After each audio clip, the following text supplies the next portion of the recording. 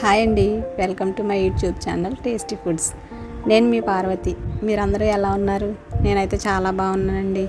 నా వీడియోస్ అన్నీ మీకు రావాలంటే please like, share, comment and subscribe to my channel.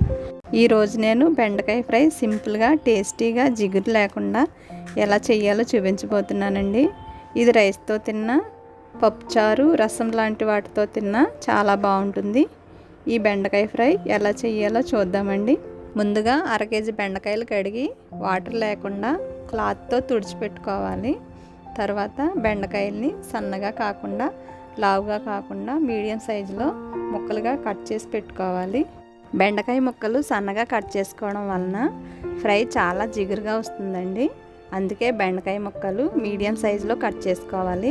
ఈ బెండకాయ ఫ్రైలోకి పోపు వేసుకోవడానికి కొన్ని పల్లీలు, 2 స్పూన్ల పచ్చిశనగపప్పు, 1 టీ స్పూన్ మినపప్పు, 1/2 టీ స్పూన్ ఆవాలు, 1/2 టీ స్పూన్ జీలకర్ర, 2 ఇంచుల అల్లం సన్నగా కట్ చేసుకున్న ముక్కలు, 3 కరివేపాకు రెమ్మలు తీసుకోవాలి.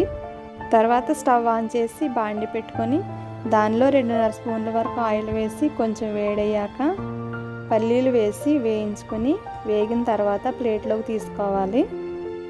తర్వాత ఆవాలు, జీలకర్ర, శనగపప్పు, మినపప్పు, ఎండుమిర్చి వేసి ఒకసారి కలిపి మధ్యలో కట్ చేసుకున్న 2 పచ్చిమిర్చి, సన్నగా కట్ చేసుకున్న అల్లం ముక్కలు వేసి ఒకసారి కలుపుకోవాలి. ఈ అల్లం ముక్కలు వేసుకోవడం వల్లనే ఈ ఫ్రై చాలా టేస్టీగా ఉంటుంది.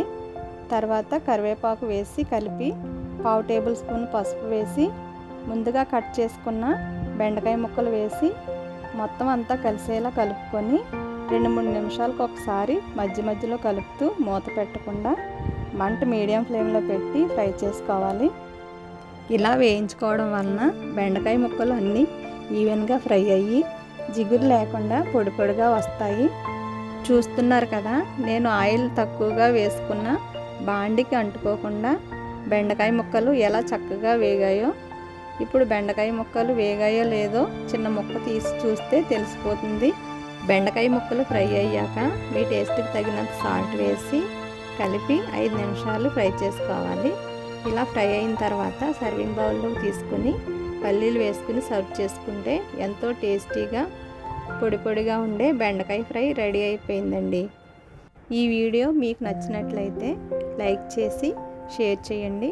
మీరు కూడా ఒకసారి ట్రై చేసి ఎలా వచ్చిందో కామెంట్స్లో చెప్పండి. Thanks for watching.